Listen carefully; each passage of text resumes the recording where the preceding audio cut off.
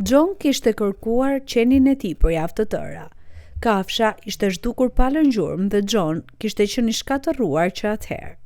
Ai kishte vendosur postera në të gjithë qytetin, kishte telefonuar në strejmore për kafshë dhe madje kishte vendosur një reklam në gazetën lokale, por asgjë nuk kishte dalë nga kjo. Tani, pothuajse të gjithë kishin hequr dorë nga shpresa dhe John ishte i vetëm. Por fatmirësisht, ai ishte një njeri shumë i vendosur. Para se të fillojmë, shtypni butonin e pëlqimit dhe sigurohuni të abonoheni nëse nuk e keni bërë ende dhe aktivizoni zilen e njoftimeve që të mos humbisni asnjë histori të re. Charlie ishte gjëja e parë që John mendonte kur zgjohej nga dhe gjëja e fundit në mendjen e tij para se të flinte. Disa javë pas zhdukjes së Charlie, thashëthemit kishin filluar të përhapeshin në qytet për atë që mund t'i ketë ndodhur. Një person tha se e kishte parë qenin të goditur nga një kamion, ndërsa të tjerë pretendonin se ai thjesht kishte ikur duke dashur të kthehej rrënjët e tij dhe të gjuante në pyll. Dhe të nesër me ndodhi, ai po bënte një shëtitje në pyll. Ishte hera e parë në javë që kishte dalë jashtë për të qetësuar mendjen dhe jo për të kërkuar Charlin, gjë që e bënte edhe më surreale. Ishte aq i humbur në mendime për diçka tjetër saqë nuk e vuri re në fillim. Por kur më në fund i hodhi syt, fytyra e tij menjëherë u ndriçua. Charlie, je vërtet ti? Thiri ai dhe vrapoi drejt tij dhe filloi të hidhej përreth, duke lehur me gëzim. Nuk kishte dyshim, Charlie dhe miku i tij njerëzor ishin ribashkuar më në fund. John e përqafoi me lot në sy dhe pyeti: "Ku ke qenë shoku im? Të kam kërkuar kudo." Natyrisht, Charlie vet nuk mund t'i përgjigjej kësaj pyetje, por pastaj John vuri re diçka që i kishte shpëtuar në fillim. Kishte diçka të lidhur në jakën e Charlit, një letër. Çfarë? Kush e vendosi atë atje? Mendoi ai dhe shpejt e mori në duar. Hapi zarfin dhe filloi të lexonte. Shumë shpejt kuptoi se çfarë po ndodhte. Kjo letër shpjegonte gjithçka për zhdukjen e Charlit. Kjo nuk është e drejtë. Ajo do të paguaj për këtë. Ai kapi me kujdes putrën e majtë të qenit dhe numëroi gishtat. Uzbekur numëroi 4 prej tyre. John kuptoi se ajo që shkruaj në letër ishte vërtet. Ky qen nuk ishte Charlie vërtet, ai dukej saktësisht si ai, por nuk ishte ai. Charlie kishte lindur me vetëm 3 gishta, jo 4. "Oh jo, Charlie, ku je?" thiri John dhe tani po fillonte të panikosej. Ai kapi qenin nga jaka dhe nxitoi për në shtëpi.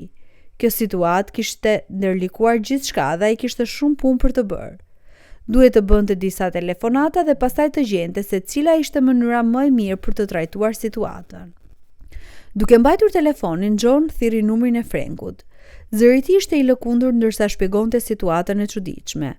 "Frank, gjeta një qen që duket saktësisht si Charlie, por nuk është ai. Ka dhe një letër misterioze", tha ai duke u ndalur për të gjetur fjalët e duhura. Frank, një mik i vjetër dhe i besuar, dëgjoi me vëmendje.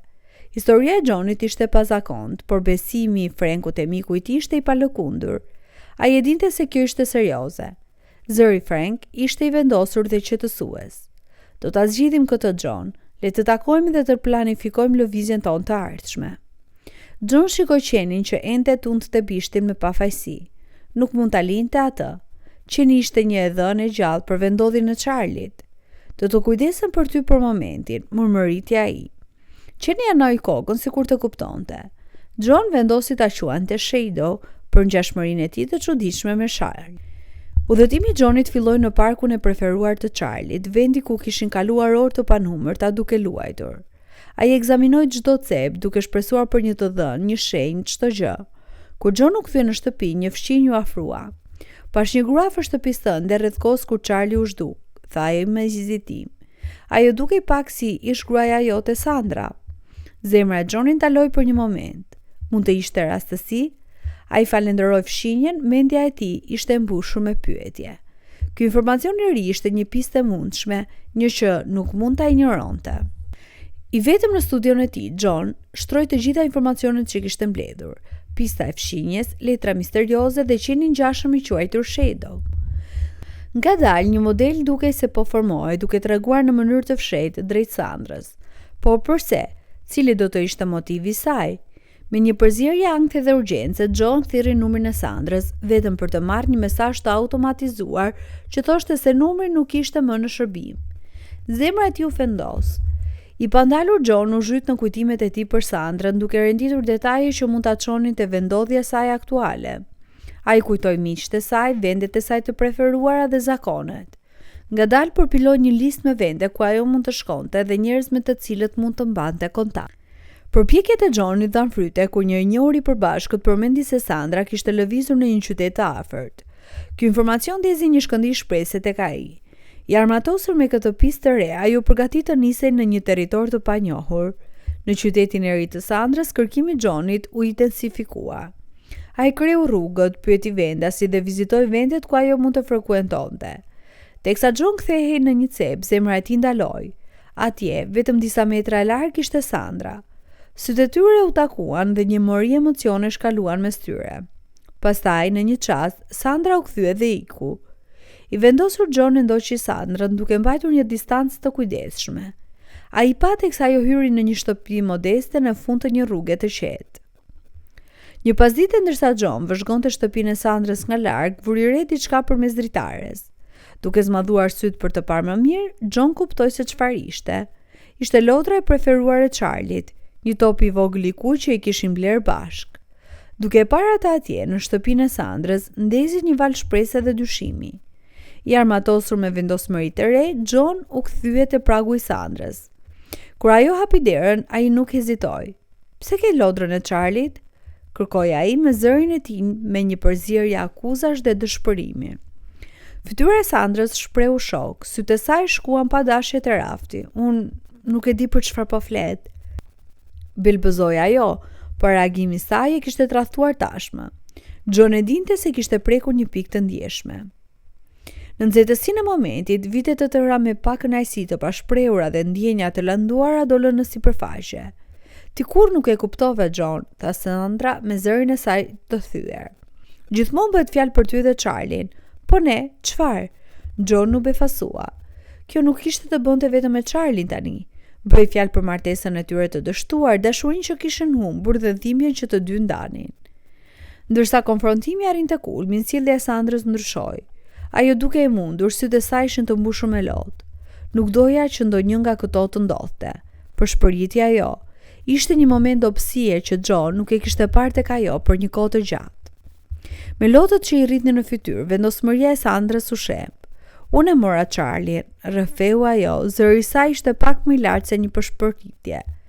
Pranimi goditi Johnin si një val tsunami, duke lënë atë të tronditur me një përzierje lehtësimi dhe tradhtie. Rrëfimi i Sandrës shpërtheu mes lotëve të pendimit. "Më mungonte John, më mungonte jeta jonë dhe Charlie ishte vetmja pjesë e saj që mund të arrija." Fjalët e saj ishin të mbushura me trishtim dhe pendim.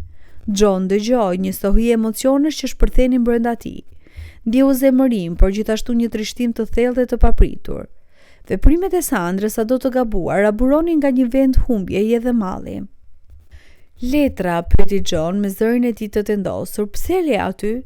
Sandra fshiu lotë duke u përpjekur të qetësohej. "Doja të lëndoja, të bëje të ndjeje humbjen që ndjeva unë." Pranoi ajo për shkrimin e letrës, çdo fjalë e saj krijuar për të shtrembëruar thikën e tradhtisë më thellë. John ndjeu një ftohtësi ndërsa kuptoi thellësinë e dëshpërimit të Sandrës dhe gjatësinë që ajo kishte shkuar në dhimbjen e saj. Ndërsa realiteti i mashtrimit të Sandrës u fundos, John ndjeu një ndjenjë të thellë tradhtie. Ai kishte ndjekur hije i persekutuar nga humbja e Charlit, ndërsa Sandra fshinte të vërtetën. Pesha e mashtrimit të saj ishte e rëndë, duke hedhur një hije të errët mbi historinë e tyre të përbashkët. Ai shikoi Sandrën duke e parë jo vetëm si shgruan e tij, por si dikë që e kishte lënduar thellë në dhimbjen e saj. Me vendodhjen e pronës familjare të Sandrës në dorë, John u nis menjëherë. Teksa John u afrua portës, emocionet e tij vërtiteshin në një përzierje të trazuar. Atje mes pemëve ishte Charlie. Momenti kur sytë e tyre u takuan, koha duke si ndaloj. "Charlie," thirrri John, dhe zëri i tij u çra nga emocioni. Veshët e qenit u ngritën dhe ai vrapoi drejt Johnit, bishti i tij ishte duke u tundur me furi. Ribashkimi ishte një shpërthim gëzimi dhe lehtësimi, vite dashurie të kapsuluara në një moment të vetëm dërmues. Përsëri në shtëpi, John shikoi teksa Charlie dhe Cooper, i ngjashmi, luani së bashku. Ishte një pamje që i solli një buzëqeshje në fytyrë. të dy qenë kaq të ndryshëm dhe megjithatë kaq të ngjashëm simbolizonin një kapitull të ri në jetën e Johnit, një kapitull pranimi, qëndrueshmërie dhe shoqërie të re. Sa për Sandrën, ajo përballë me pasojat e veprimeve të saj, por John zgjodhi të përqendrohej te ardhmja, një ardhmë e mbushur me shpresë, shërim dhe dashurinë e pakushtëzuar të dy miqve të tij besnik.